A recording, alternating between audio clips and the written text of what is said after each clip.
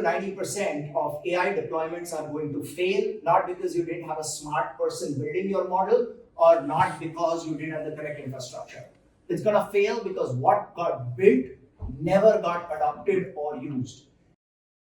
A lot of our investment management clients, they have large corpus of information from, say, 10Ks, submissions of client reports, due diligence reports. And so this is the simplest use case. And what they're really looking for is a way to query this corpus. So what we've uploaded over here is for various private equities, Apollo, KKR, Blackstone, we've uploaded their documents. The way this solution works is we basically get the summary of the answer and we get where it pulled the answer from. For Apollo, and it's going to take a little time to run, what were fee-related earnings within asset management for 2022 and 23? Oh, and what you're seeing is it actually pulls up even quantitative answers and tells you which documents it has got. So you might say, oh, this is a point answer, why so many documents? It's because it is using this corpus to even triangulate its answer. So what I have shown you here is one solution that is in deployment with an investment manager. Now, we are not a product company. So we use a client's tech stack and build this behind their firewall.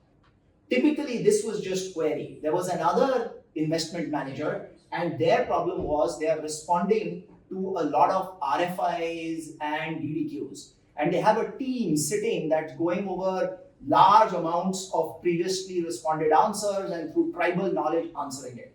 So the real solution is deployed behind the client's firewall. We pulled this out. What I'm uploading over here are a corpus which has the prior RFP responses and the current RFP. So what you see populated over here are 19 questions in an RFP. So let's take, for example, this one.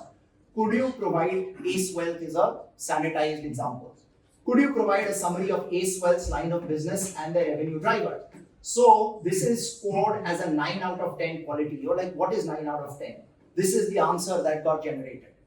Okay, so this is a 9 out of 10. So when I'll basically give you an example of what I'm actually going to do. So you can see it's a 9 out of 10 because we have a different AI model evaluating quality, comprehensive summary of lines of business, etc. To prove that this works, let me do a little fun test.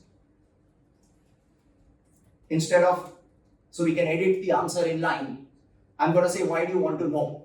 Let's see what the AI scores this answer as. Hopefully, so got it a 2 out of 10 and in red. The answer does not address the question, lacks any information. So this is a predefined framework that is going to evaluate the answers. It also talks about the answer is unprofessional and dismissive in certain cases, right? But I wanted to give you this example to show that this thing really works. This is real AI basically running on the check, but we allow inline editing of the RFI, RFQ.